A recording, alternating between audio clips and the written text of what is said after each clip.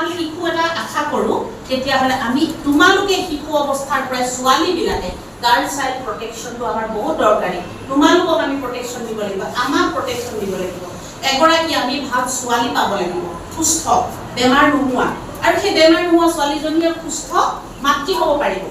মাতৃ হ'লেহে আমি ভাল সন্তান পাম এতিয়া তোমালোকে আমাৰ ঘৰত ঠিক কাৰ ঘৰৰ ডাঙৰ ল'ৰাটো অকণমান আবলা টাইপৰ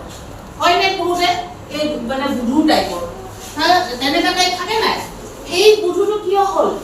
ছেকেণ্ডটো কিন্তু চোকা থাৰ্ডটো কিন্তু বহুত চোকা অলপ এক্টিভ থাকে তোমালোকে যদি ডাঙৰজনী হয় মাকে কয় এইটো ডাঙৰ লাগে না বৰ একদম কিবা আবলা টাইপ লাগে এনেকুৱা ধৰণৰ দেখা যায় তাৰ সেইটোৰ ওপৰত পৰে প্ৰভাৱটো ক'ত পৰিছে জানানে